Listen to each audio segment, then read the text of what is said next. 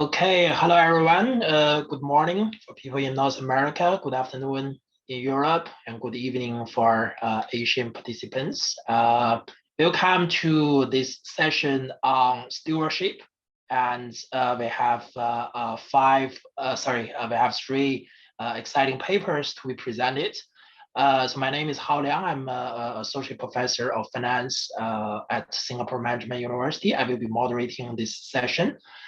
So I suggest that for each paper, we have a 20 minutes presentation followed by 5 minutes dedicated Q&A after each paper. And then towards the end, we will have 10 minutes open Q&A for all the authors from the audience. If you have any question, feel free to type your question, and I believe I will be able to receive it on my end in the chat box. Without further ado, let's move to the first paper. The presenter will be Rieneke Slager, and the paper is about beyond one size fits all, configuring collaborative shareholder engagement on climate change. So Rieneke, floor is yours. Great, thank you very much. So thank you for having me. Great to be here. I was at the session on stewardship earlier today, and that was super interesting. I'm just going to share my slides. So you should all be able to see this. Yeah, great. So my name is Rieneke Slager. I'm at the University of Groningen in the Netherlands. And this is indeed the very long title of our paper. It's co-authored by Jean-Pascal, Kevin, who's also speaking in this session on another paper, Santi and Mikael, and it's on collaborative shareholder engagement. And we're particularly looking at collaborative shareholder engagement coordinated by the Secretariat of the Principles for Responsible Investment. So let's see if I can make my slides. Yeah. So collaborative shareholder engagement is part of stewardship, but it's definitely situated at the more private, less forceful side of stewardship, and essentially consists of groups of investors talking to groups of companies on ESG issues. In this paper, we particularly look at environmental issues related to climate change, but more and more stewardship is concerning the whole range of ESG issues. And we know from the research that exists on this type of engagement that it can influence firms' ESG behavior. And some of the important, what we call engagement levers in this process. So we think of these as kind of levers that investors can pull to make themselves more salient and to have influence on firm ESG behavior, are coalition size, so the number of investors involved, but also the assets under management that they represent, their stake individually or as a coalition in the target firm, and also, and we also heard that earlier today, local proximity. So there's a bit of a home bias in engagement, and it seems to be successful when the investor and the target company are both headquartered in the same country.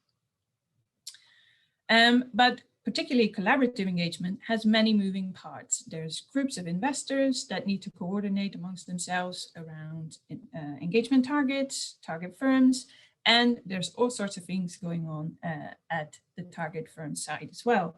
And we also know that quite often engagement fails. Success rates that are being reported in the research that's currently out range from 10, 20 to at max 40% of engagement as successful, where success is defined as a firm meeting the demands or the goals of the engagement as set by the investor. And so we're interested in the questions around these levers. How does that work? And how does that interact with target firm characteristics? And essentially asking how can these different levers be combined in order to increase success rates? And so the research question that underlies this paper is what configurations of engagement levers enable or hinder successful collaborative engagement on climate change issues. So we investigate success as well as failure in collaborative engagement on these issues. Our answer is tailored to target. So using specific configurations, combinations of levers, and tailor those to the target firm capabilities and environmental predispositions. That's the answer, and I'll now take you through how we got to that answer. So as I said, our data is based on a data set from the Principles for Responsible Investment. I'm pretty sure that the initiative itself doesn't need introducing in this audience, but it's worth paying attention to what they're doing in terms of engagement.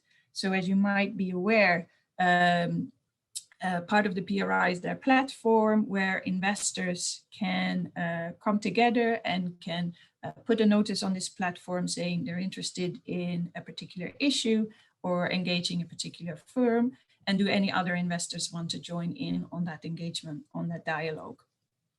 A small number of those hundreds of initiatives that are being proposed on this platform are actually actively coordinated by the PRI Secretariat.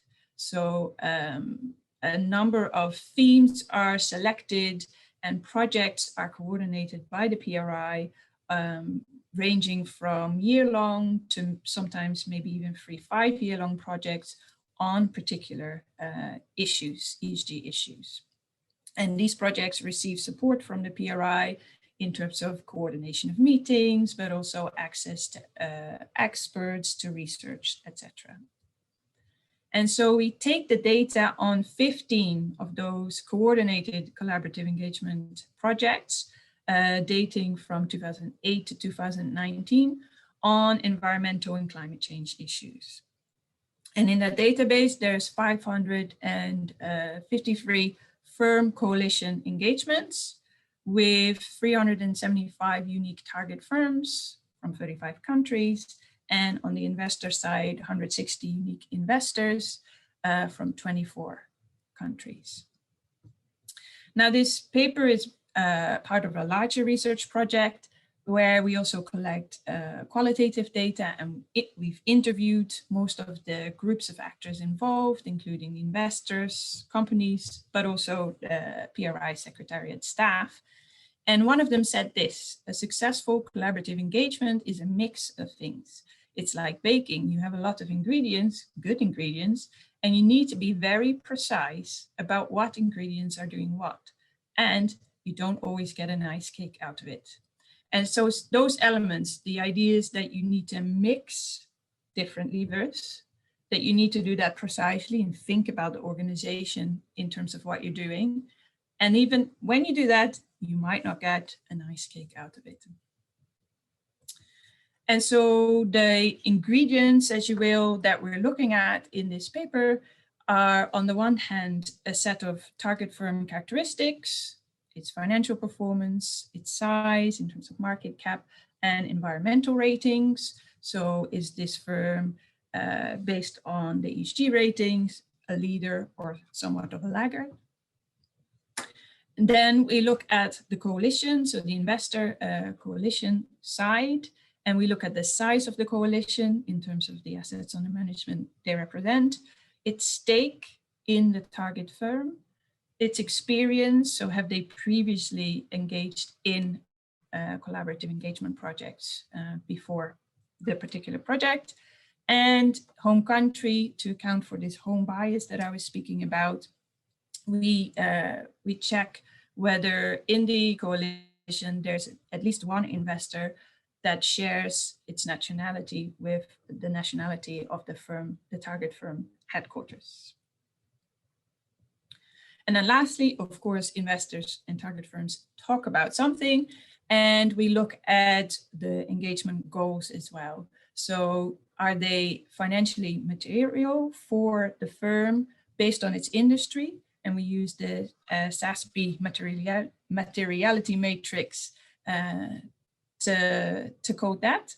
And we look at whether the engagement is targeted towards improved transparency and disclosure, or and or whether it's particularly aimed at strategy adaptation. So actually asking for changes in strategies. So the first improved transparency might be improved disclosure using particular standards and reporting, where strategy adaptation may be something like setting carbon targets.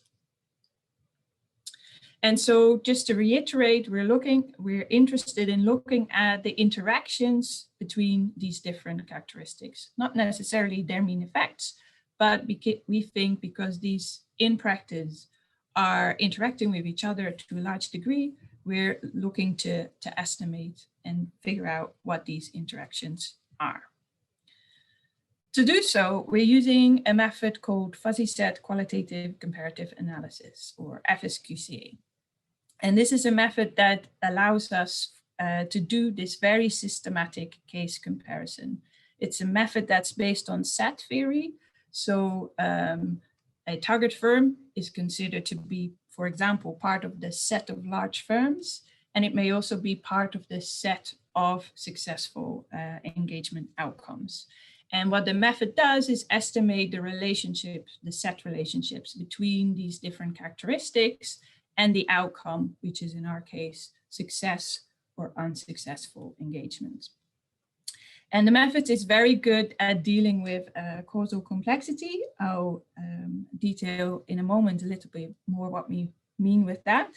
But it's important to note, even if you don't get that story, that it goes beyond mean effects. So we're not interested in the mean effects of all the characteristics that I just showed, but we're interested in combinations, also called configurations in this method of these different characteristics.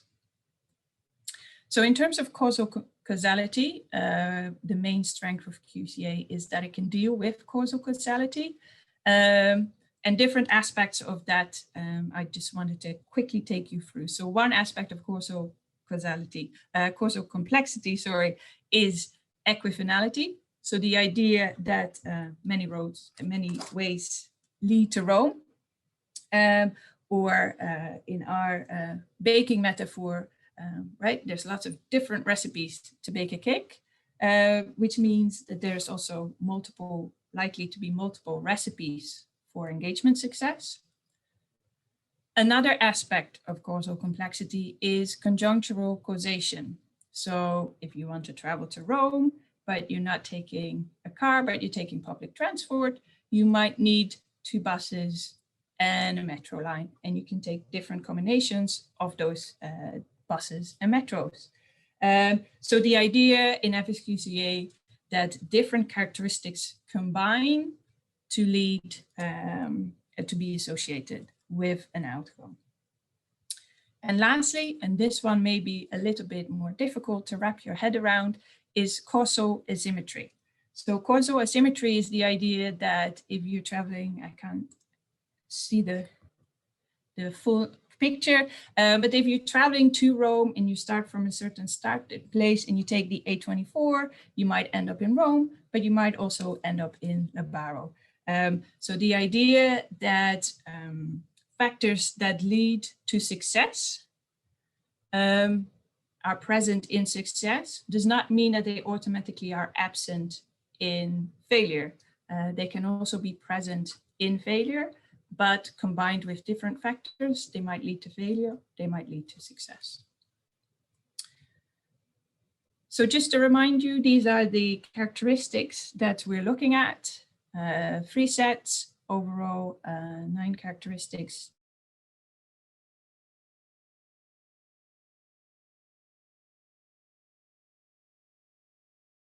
Associated with success. So this is the typical way that FSQCA results are presented. Each column is a configuration that, I hope you can still hear me. Each column is a configuration, so we find 4 configurations. A black circle means that the characteristics, so for example, highly profitable firms, is present. And a crossed out circle means that it's absent.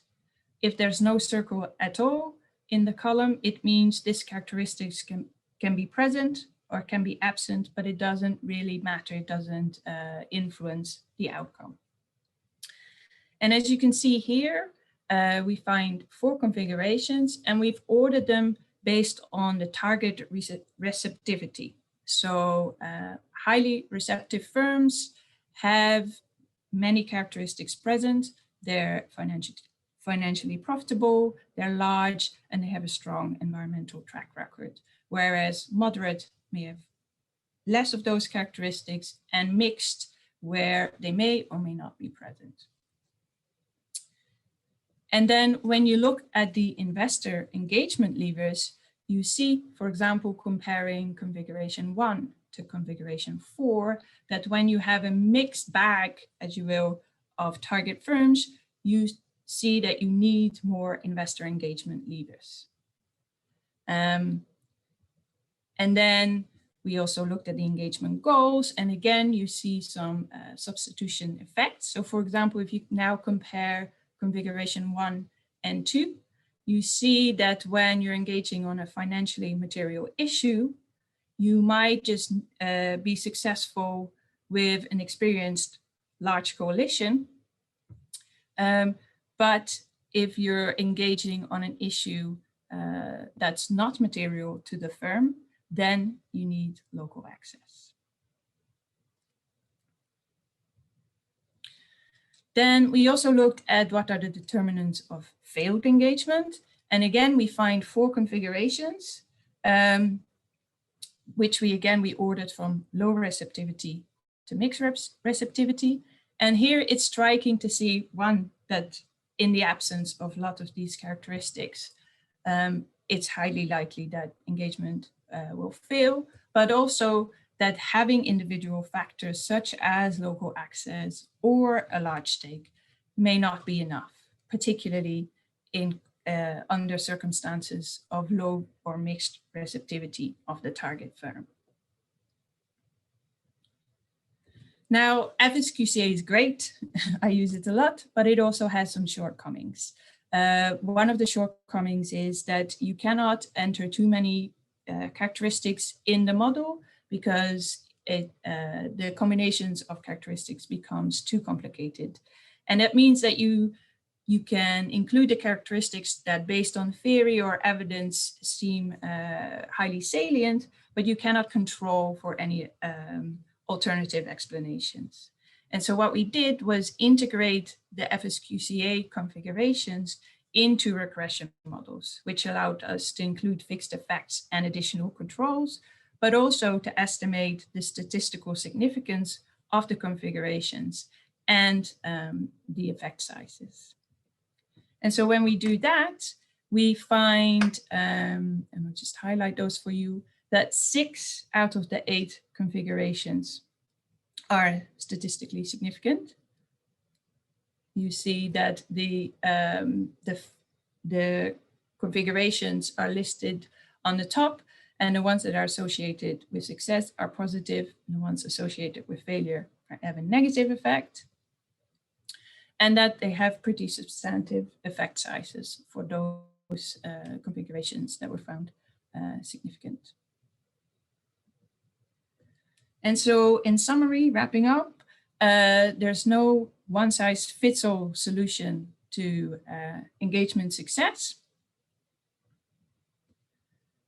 And successful collaborative engagement involves strategic choices by investors and requires to tailor not just engagement goals, but also the coalition that they engage with to the target's characteristics.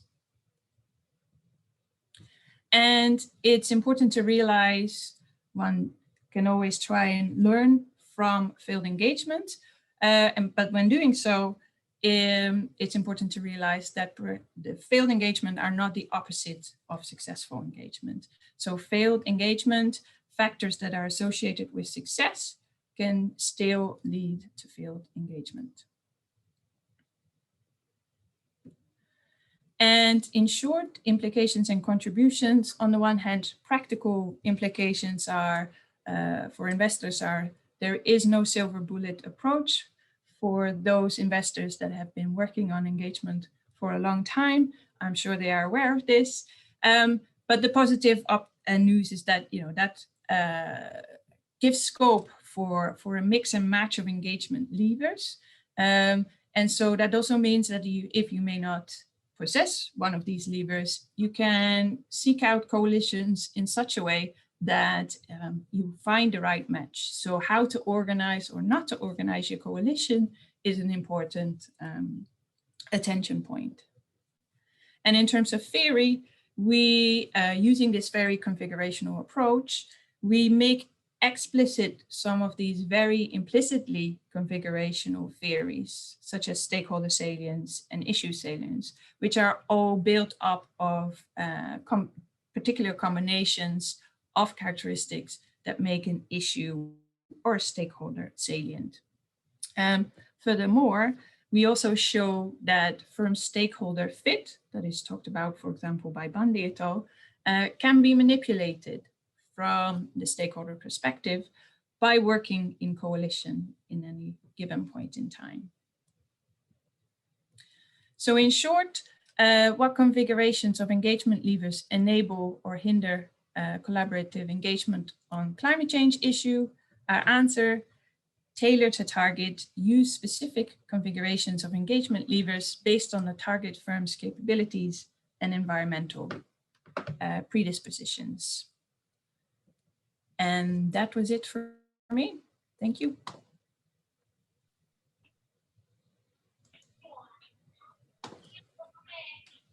Okay, thank you, Rieneke.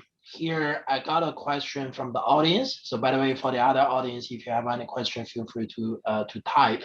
The question is about the methodology. So what are the advantages of this fuzzy set QCA versus something like structural equation modeling? Yeah, so it's not, it's based on Boolean algebra, not on the main advantage, again, is it's not looking at mean effects. So that has its advantage over regression models where you may want to model interaction effects, but once you start modeling three-way, four-way interactions, the interpretation of that becomes pretty tricky. And FSQCA allows you to really look at those complicated interaction. So that's, but yet, no, as we show, it also has its disadvantages. And what we're seeing is some of the advantages of trying to integrate. So the way that we integrated our configurations in the regression kind of tries to, to limit some of the disadvantages and then, take advantage of the things that you can do in the regression models. So we feel that that balance kind of gets the best of both worlds. Okay, I also have a follow-up question. So you identify, this three set of factors about target firm characteristics, investor engagement levers, and the engagement goals. But conceptually, they are all interconnected, right? But when you do the test, I mean, probably because of I'm from a different field, so I don't really see how they interact with each other. Can you comment on the interaction effect across these factors? Yeah, so they are interconnected, as you said, right? And the QCA method allows you to establish the patterns of interactions, right? So for a configuration is associated with particular cases of large, say, for example, large environmentally predisposed firms that have been engaged by a large coalition.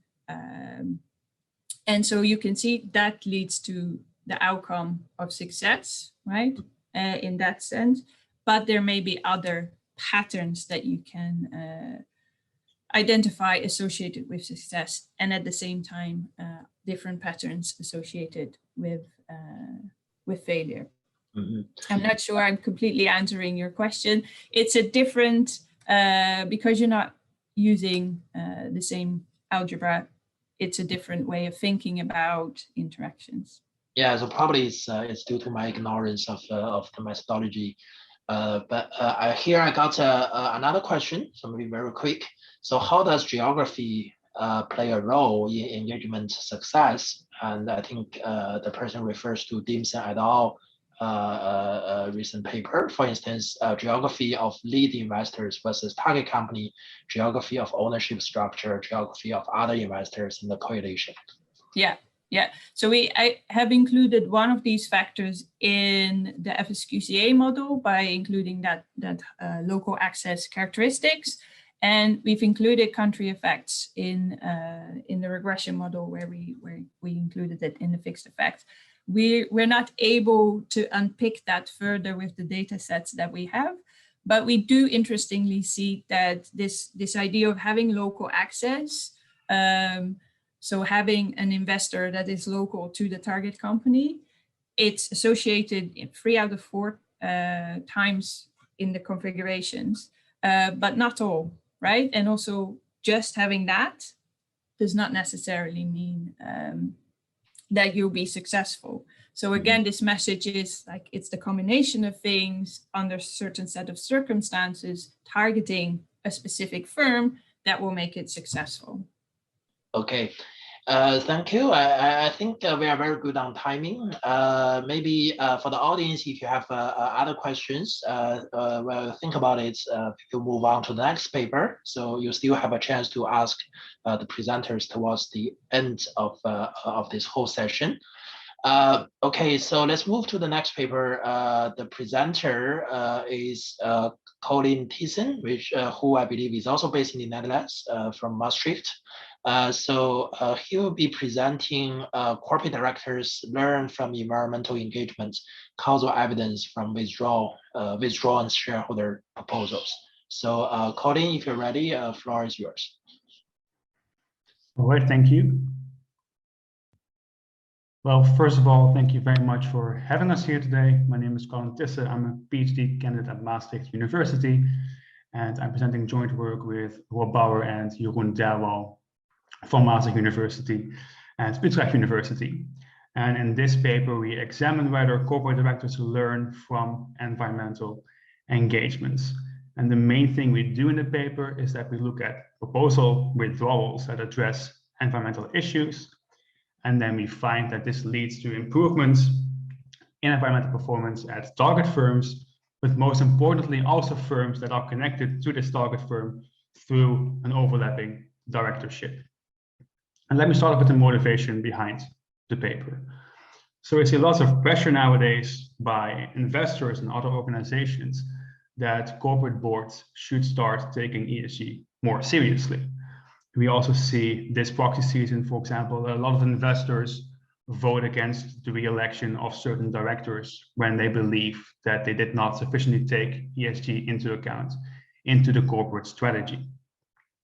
However, if you look at what directors themselves say, so let's take the PwC director survey, only half of them believe that ESG is financially material for their firm, and only a third of them say that ESG is regularly part of the board's agenda.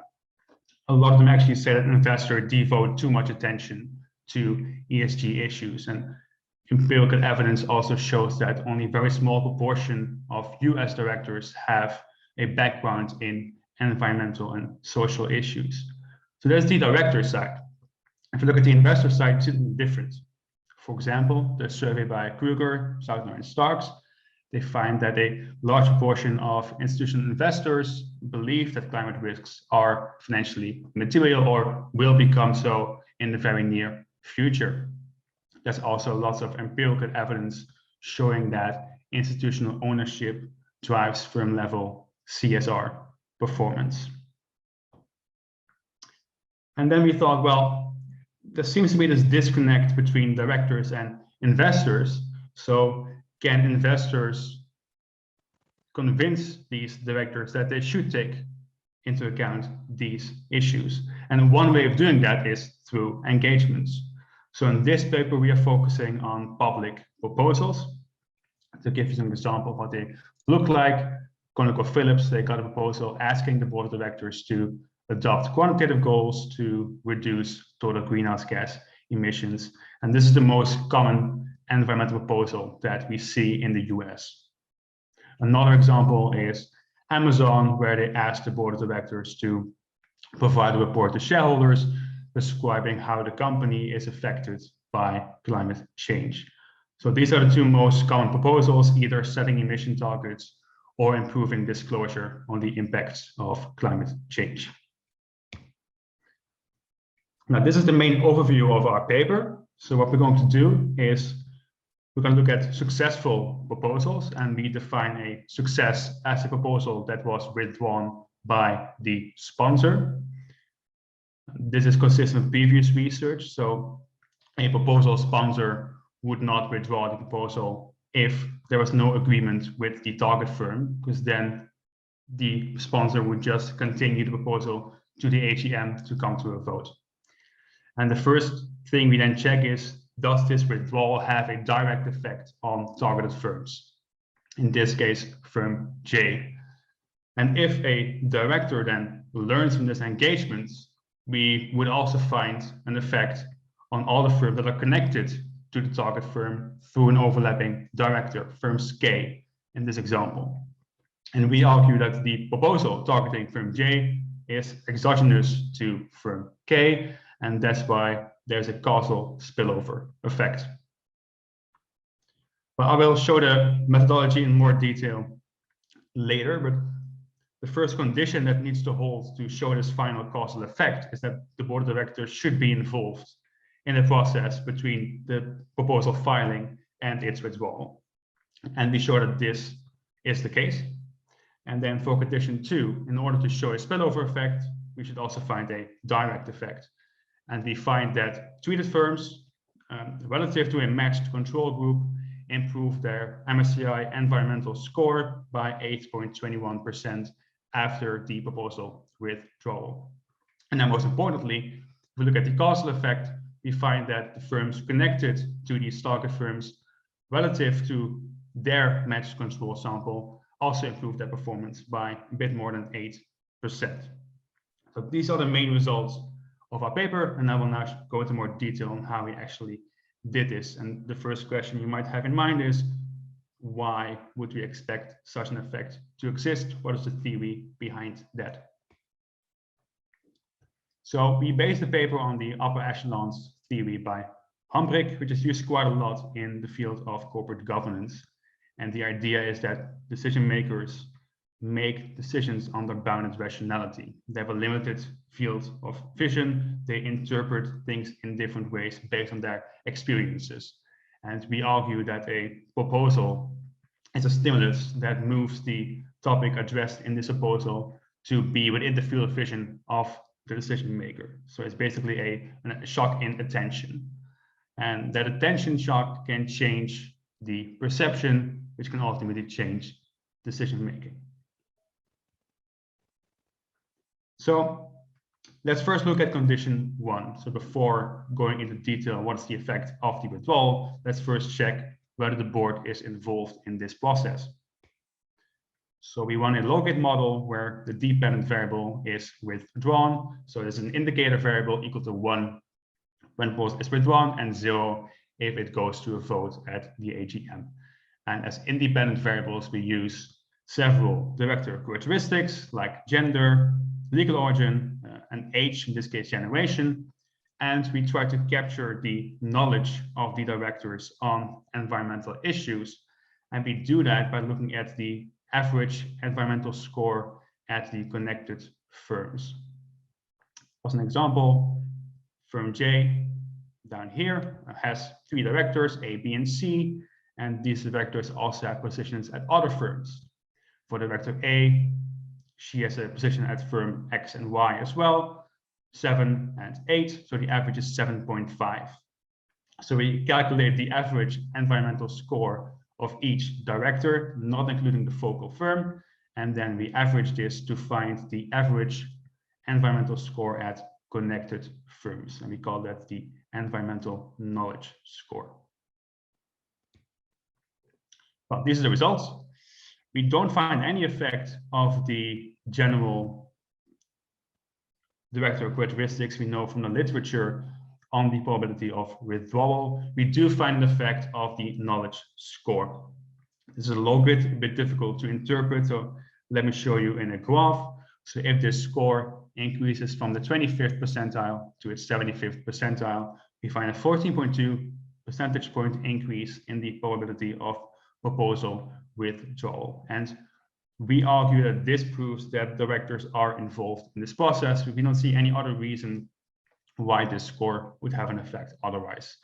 We also do a placebo test where we create random connections between directors, and then we don't find an effect of this score. So condition 1 is met, the board is indeed involved in the process. And before going to the spillover effect, let's look at the direct effect. For this, we use a classic diff and diff model. So we have an after dummy and a treat times after interaction, and beta 2 in this equation is the treatment effect. We also include a set of lagged control characteristics of the firms, and we use firm and time fixed effects. Now, the proposal targeting and its withdrawal is not random. So what we do is we match every target firm to a very similar control firm. And we also ensure that the target firm and the control firm are in the same industry. And that's because we use the MSCI environmental score, which contains different indicators depending on which industry a firm is operating. So if you want to directly compare that, you need to ensure that the target firm and the match control are in the same industry. This is the first result. What we do see is that after the withdrawal, we find a 0.4 point increase in the environmental score, and this score is between 0 and 10, and this results on average to an a bit more than 8% of an increase. We don't find any effects on the level of CO2 emissions or the relative emissions. So in column 3 and column 6 use relative emissions, which is CO2 divided by last year's cost of goods sold. However, we do see that the effect loses significance when we cluster standard errors at the firm level. However, this analysis does not take time into account. So the next thing we do, and I've graphed the regression results to make interpretation easier, what we do is we have an indicator variable for relative periods. So we have a dummy for 5 years before the treatment, t-5, t-4 until t+5. And then we leave out t-1. So all the coefficients are relative to the year before the withdrawal. So in this graph, what you see is that at t-1, treatment and control are at the same level by construction. And then after the proposal withdrawal in time t, we see that treated firms relative to the match controls improve their environmental score. And this is also at these after year t+2, it is statistically significant also when clustering the standard errors. Again, we don't find any effects on the level of CO2 emissions or the relative emissions. So we say that this shows that there is a direct effect on the target firms. Now, finally, we can go to the causal effect. What we do is use the exact same methodology, but now we match every connected firm to a similar control firm again. The US directors in our first sample can also have positions outside the US. It's mostly Canada and the UK. So we now have a global sample, and we also make sure that the connected firm and the match control are in the same country. Now, by doing that, we find that the environmental score increases by a bit more than 8.5% after the withdrawal at the target firm. This is the spillover effect. If we go and look at what happens over time, well, on the left, you see the regression that I also showed you for the target firms. So at t-1, it's equal, and then we look at the changes. So we find that relative to the match control group, the treated firms improve their performance. And if we look at just the average scores on the right, you also see that the treated firms improve their scores. But the last thing we do for now is look at emission targets and energy targets. And we do that by only looking at target firms and collected firms that before the treatment had no targets. We use the same matching methodology, but we make sure that the match control also doesn't have a target. And then we look at the period after, and then we have a treatment dummy. So this basically shows you relative to the match control group whether treated firms after the engagement have a higher probability to set an emission target. And we find that. So for target firms, we find a 14.1 percentage point increase in the probability to set an emission target after the withdrawal. And for connected firms, we find almost a 10 percentage point increase in this probability. So this again shows that there are effects at both the target firm and the connected firms. So what are the academic implications? Well, first of all, we find a dynamic relationship between directors and environmental performance. So we show that a director is influenced by experiences, and that changes their decision-making at other firms as well. And we contribute to the literature on the effects of environmental activist investing. There's not much evidence on what are the actual effects of proposal withdrawals yet. So we also add to that. For the practical implications, we find that these environmental engagements are more likely to succeed when targeting firms with directors that have a stronger environmental knowledge base, and we find spillover effects of successful engagements. And then lastly, we add to the discussion on sustainable corporate governance. So we see in the EU, the body report with EY, looking at how to create sustainable corporate governance by, for example, integrating sustainability criteria in executive and director remuneration. And we show that that might not be needed, because investors can also convince directors of the business case for integrating these things into their practices. I still have some time, so one thing I wanted to add is that we don't find an effect on corporate emissions. We do find an effect on the environmental score. So how does that add up? And the score also includes things like strategy. Do you set an emission target?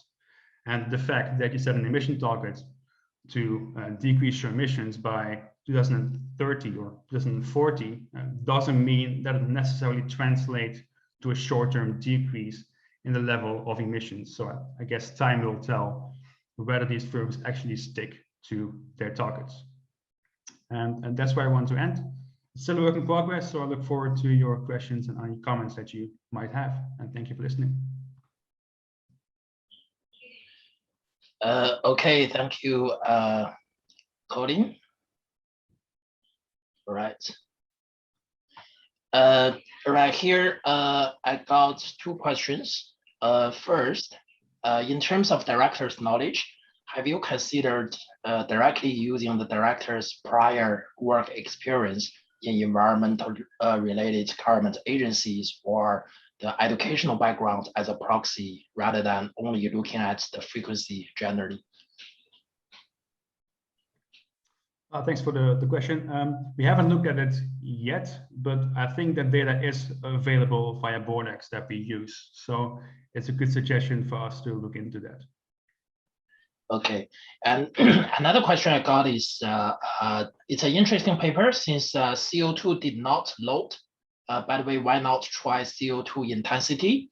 And also, does this not suggest that the effect you find from resolutions are leading to greenwashing? Okay, thanks for the question. That kind of relates to the point I made at the end. Yes, it could be greenwashing, but I also think that we cannot prove that at the moment, right? We are comparing long-term targets to short-term measurements. So I cannot now prove that a firm has not decreased their emissions sufficiently 10 years from now. So we don't see any short-term effect. It might be greenwashing, but it might not be. We cannot prove that. Okay. So by the way, I also have a question about So when you do the causal test, you basically use the withdrawal from connected firms as a shock. But proposal withdrawal itself, of course, you also show that it's determined by some endogenous variables. So have you considered using some shocks, external shocks to the withdrawal of the proposal, or do you think those withdrawal is not driven by, for example, industry-wide characteristics? Well, that's a fair point. You see that the connectedness determines to some extent also the withdrawal itself. We can then still argue that the proposal filing itself is exogenous. Yeah, so we could also look at, we thought about looking, for example, I think you did as well in one of your papers, look at majority votes, which were quite uncommon the last couple of years and are becoming way more common the last 2 proxy seasons. So it might be a good idea in the future, if you have more observations after these majority votes, to also look at that. So whether we see effects of a majority vote around the cutoff to the question of discontinuity, and also check what happens at the connected firms. That would be another way, but I don't think at the moment there is sufficient amount of observations to do that. Yeah, or I forgot your time span, but I think maybe it's worth checking whether the withdrawal happened more often when there is a negative shock in terms of reputational damage to a certain firm, which may happen exogenously, right? I'm not quite sure. It's probably just it's a random thought as a suggestion. Yes, I'll look into it. But one thing to add is that we only include a firm once. So we use the first withdrawal. So if a firm has several over time, we don't include the latter ones. Okay. All right. Thank you, Colin, very much for the interesting presentation. And let's move to the third presenter, Kevin Chuah from LBS. And Kevin will be presenting when the mainstream matters, correlation composition in collective shareholder activism on ESG issues. So Kevin, floor is yours. Great, thanks a lot. Hi, everyone. My name is Kevin Chuah, and I'm a PhD candidate in strategy and entrepreneurship from London Business School. Thanks a lot for having me, and I'm looking forward to your feedback and comments at the end. So the title of my project is When the Mainstream Matters, Coalition Composition in Collective Shareholder Activism on Environmental, Social and Governance Issues. And this is my job market paper. So corporate governance scholars have recognized the importance of shareholder activism as an external driver of firms' ESG practices. I think you can see that across that theme, similar across all 3 papers today. And what part of that literature is shown is that firms are typically more responsive when for-profit mainstream institutional investors participate in shareholder activism. We saw that in the first paper from Rieneke, where it's really focused on the institutional investors. But we also know from many other studies that have highlighted successful shareholder activism by non-profit organizations, including organizations such as religious groups and foundations. And most studies in this field have tended to focus on shareholder activists in isolation to each other. And what this means is that we're ignoring the heterogeneity among the different types of shareholders within activist coalitions who may be from the mainstream or maybe non-profit organizations. So for this project, I'm asking, when does the mainstream matter?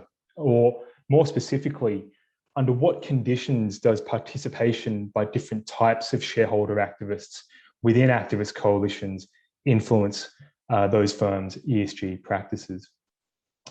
And my answer is that successful activism by mainstream activists is bounded by factors related to these shareholders' financial orientations. And specifically, the mainstream matter less when activist coalitions are more diverse, when the targeted firm has a high stakeholder orientation, and during busy periods of the year for the investment industry. So in other words, in this paper, I'm trying to shift the perspective to focus on how the mainstream's financial orientation can sometimes limit the effectiveness of their activism. And in the study, and what I'll discuss later, I highlight how the mainstream's financial orientation relates to each of these three boundary conditions. Now, when we think of shareholder activism, we often think about financial activism by hedge funds who are trying to change firms' corporate strategies. But when it comes to firms' ESG strategies, some of the earliest and most prolific shareholder activists have actually been religious groups, such as nuns, priests, and rabbis. And over time, these non-profit shareholders have been joined by mainstream investors, such as pension funds and mutual funds who've participated in ESG activism to encourage firms to improve their strategies for managing their relationships with stakeholders. So we can see from this that there's many different types of shareholders that participate in ESG activism. In fact, even I'm involved in shareholder activism. I, as a shareholder, am asking companies such as HSBC, Cineworld, and Coca-Cola to change and improve their ESG practices. Now, before giving an overview of my hypotheses, I first want to make an important distinction between the types of shareholders that are involved in ESG activism. So as I've highlighted before, firstly, we have the mainstream institutional investors. So their primary function as an organization is to manage investment capital on behalf of their beneficiaries. And examples of those include the public pension funds and mutual funds that most of us are very familiar with. An important consideration for these types of investors is that their regulation means that they're required to be financially oriented under fiduciary duty laws. So as part of their organizational form, they have to have this financial orientation. Now, on the other side, we have non-profit organizations such as religious groups, foundations, and unions. Now, for these shareholders, they're regulated in terms of delivering on their mission or their charitable purpose. So to be clear, these organizations can be shareholders, but as shareholders, they're required to be more oriented towards social issues than financial concerns. So the key implication here is that these shareholders are regulated in different ways, which can affect their orientations and their priorities. So an obvious question to ask then is, well, why is this important? Well, the reason is that more and more of these mainstream shareholders are becoming concerned about ESG issues. You're seeing a lot of press, you're seeing this in terms of products that are being launched as well. And even investors like BlackRock, who are my former employers, are trying to raise ESG issues with firms. So the question to ask then is, well, when will the participation of these mainstream investors actually be useful, and when can it not so useful sometimes? So turning to my hypotheses, let's give a quick overview first before going into the details. So my first baseline hypothesis is that when mainstream shareholder activists participate in collective ESG activism, their activism is more likely to be successful. So firms are more likely to agree to those activist demands. But I also hypothesize three boundary conditions that relate to mainstream shareholders' financial orientations. And remember that this financial orientation is due to how these shareholders are regulated. I'll discuss each of these four hypotheses in more detail now. So my first hypothesis highlights the benefits of participation by mainstream shareholders. So as I've already mentioned, mainstream shareholders are required to be financially oriented. So they typically use business case justifications for ESG issues. And these justifications might be are usually more familiar to firms' managers who are focused on improving firms' financial performance. And also, compared to other activists, mainstream shareholders tend to be viewed by firms' managers as being representative of the broader shareholder base. So that means that the concerns raised by mainstream shareholders will be taken more seriously. So for H1, I hypothesize that participation by mainstream shareholders in collective ESG activism is associated with targeted firms agreeing to activists' demands. For H2, I examined the role of coalition diversity to recognise that these activists' interests and values differ quite meaningfully. So although diverse coalitions indicates a wide breadth of concern, greater diversity can also be problematic in this context under certain conditions. So I argue that when there's greater diversity within activist coalitions, the financial orientation of the mainstream can be at odds with more types of activists. So as an example, think of a mutual fund which is focused on financial performance. That might be more at odds with the normative concerns of unions and foundations. So in H2, I hypothesized that the efficacy of mainstream shareholder participation in collective ESG activism is likely to be lower when shareholder activist coalitions are more diverse in terms of the types of activists that are involved. So next, I examine variation in firms' stakeholder orientations. So my argument here is that for firms that are already stakeholder oriented, who actually raises that concern should be less important. So for firms with a low stakeholder orientation, the financial orientation of the mainstream should be important because that's the basis of value congruence between the activists and firms' managers. But for firms that already have a high stakeholder orientation, the financial orientation of the mainstream should be less relevant. And again, just recognizing that the financial orientation comes from the regulatory environment. So for H3, I hypothesized that the efficacy of mainstream shareholder participation in collective ESG activism is likely to be lower when targeted firms are more stakeholder oriented. And finally, in my fourth hypothesis, my third moderator, this relates to the time constraints that are faced by mainstream shareholders. So the corporate calendar varies significantly during the year. Some periods are busier than others. Companies report their financial results and they hold their shareholder meetings at different times of the year, and the distribution of these events is not uniform. So for example, in May and June, those are particularly busy months for institutional investors. Also, mainstream shareholders invest in large numbers of firms, often numbering into the hundreds and even thousands of stocks. So during busier periods, mainstream shareholders who are involved in ESG activism are more likely to be attention constrained. So it means that they might need to prioritize financial concerns over other ESG issues. So for H4, I hypothesized that the efficacy of mainstream shareholder participation in collective ESG activism is lower during busy periods of the year for the investment industry. So to summarize, I expect a positive main effect and then negative effects for the three boundary conditions. So empirically, similar to Colin's paper, I focus on an activist tactic called the shareholder resolution, also known as shareholder proposals. So shareholder resolutions are formal propositions that shareholders can put forward at a firm's annual shareholder meeting, which can then be voted on by all shareholders.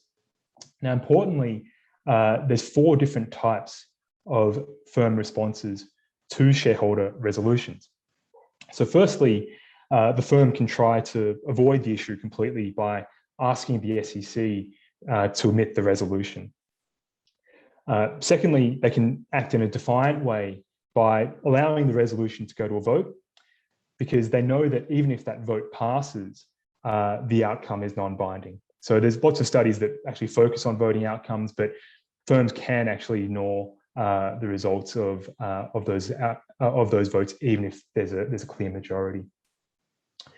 Thirdly, firms can seek compromise by asking shareholder activists to withdraw their resolutions in exchange for ongoing dialogue on that issue. And then finally, the firm and the activists can come to a settlement agreement where the firm commits to address the activists' demands, and in response to that, the activists will then withdraw the resolution. So there's two types of withdrawal that I'm highlighting here, between seeking further dialogue and having a settlement agreement. So in this study, I'm focusing on the settlement agreement outcome as my measure of activism success, because this means that activists' ex-ante goals have actually been achieved. So to test my hypotheses, I use data from the Interfaith Centre on Corporate Responsibility. ICCR are the most prolific users of shareholder resolutions. And in fact, ICCR members file roughly a third to half of all resolutions in the US in a given year. Now, importantly, ICCR members are not only faith-based, they also include a range of secular shareholder activists. And more importantly, the data allow me to differentiate between non-profit shareholder activists and mainstream activists who are subject to those fiduciary duty regulations. The great thing about this data is that it allows me to differentiate those withdrawn resolutions based on whether a settlement agreement has been successfully reached compared to those that are in exchange for ongoing dialogue. In terms of the data, I analyze a panel of over 2,000 resolutions filed by ICCR's members, and I include variables relating to the resolution itself, the target firm, and the activists, similar to other studies in this setting. And the data allow me to include firm and activist level fixed effects. And I include a range of controls that you'd expect me to have, including things like investor size and measures of their shareholdings in the targeted firm.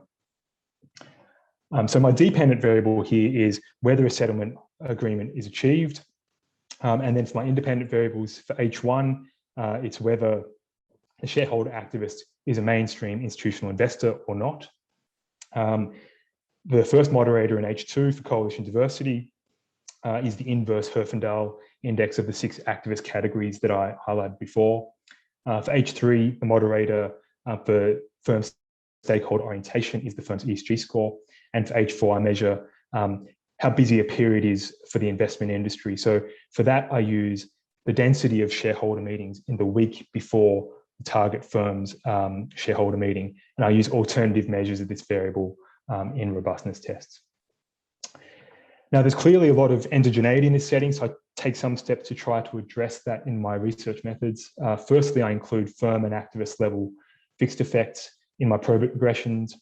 I also use an instrumental variables approach based on activists and firms' geographical location. And I use entropy balancing and dose response models to match on different covariates. So what do I find? I find support for all 4 of my hypotheses.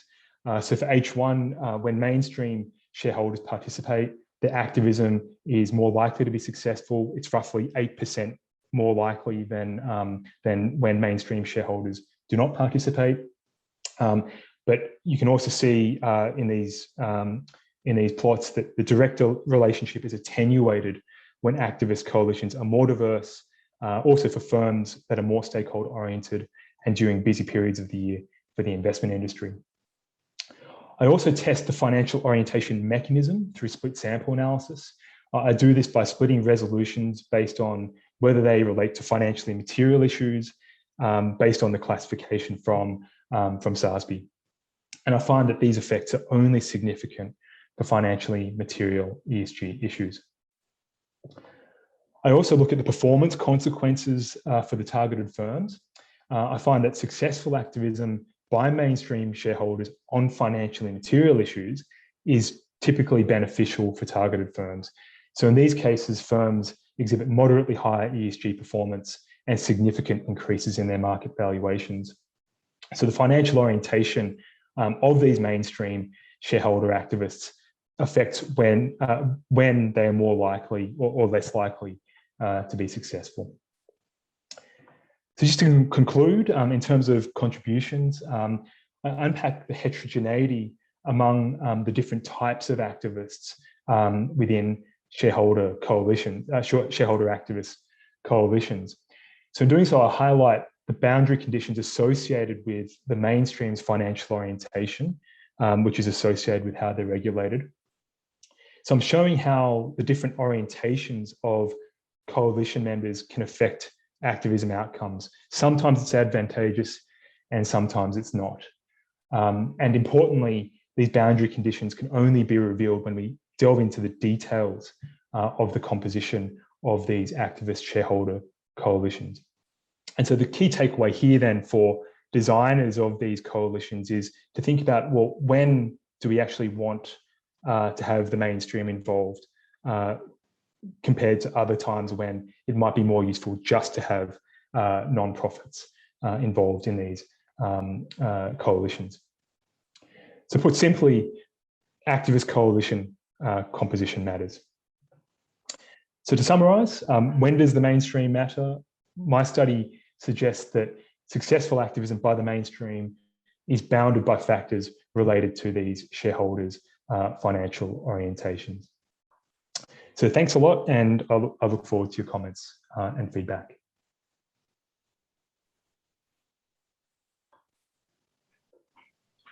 Okay, thank you, Kevin. I have a question regarding this kind of three boundary conditions you have. So from your hypothesis, basically you're arguing that they will attenuate the main effect, but to me, I think they also have their direct effect on the success of settlement, right? So how can you differentiate between the moderating effect and their direct effect?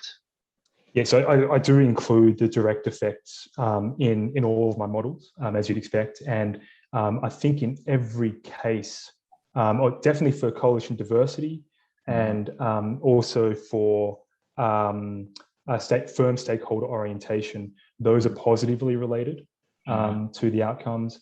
And actually, interestingly, during busier times of the year, there's also a greater effect. So firms are more likely to settle those proposals as well, which I found quite surprising.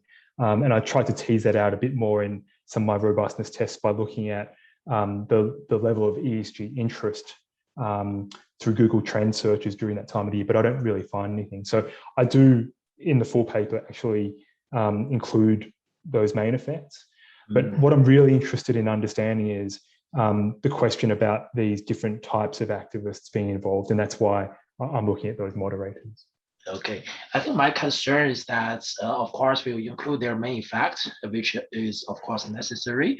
They may be highly correlated with you know, the mainstream shareholders orientation, right? So how can you say that this is not due to their correlation, and instead, you know, they have two mechanisms. One mechanism is their direct effect. Another mechanism is their moderating effect. So I think empirically, it's a little bit hard to disentangle these two, right? Sure. So I try to get that in a couple of ways. So one is through the matching analysis that I've done, because by using in fact, both types of matching, the entropy balancing and but particularly the dose response modeling, I'm actually able to match on those effects, on those individual factors, and then see if there's still this residual effect and the residual interaction effect from the mainstream variable, and that still shows up. So that's how I'm trying to get at that, because that's a fair point. I've also looked at whether these facts explain mainstream participation or not, and I don't see a significant relationship there. So hopefully that gets to some way to responding to your question. Okay, I have a follow-up question. I see that we have we are a bit ahead of time, so I think I will just ask another question. I'm still trying to understand the relationship. So why? Let me put it this way. So why you choose these three boundary conditions instead of many other boundary conditions that could be related to diversity, it could be related to distraction, etc. I think you made some arguments, but I didn't quite follow it. So is there an overarching framework that tells you these are the most important three conditions? Yeah, it's really focusing on what factors or what sorts of boundary conditions can relate to this financial orientation of the mainstream compared to the lower or potentially non-existent financial orientation of the non-profit activists. So it's looking at the difference, what relates to profit motivation versus non-profit motivation.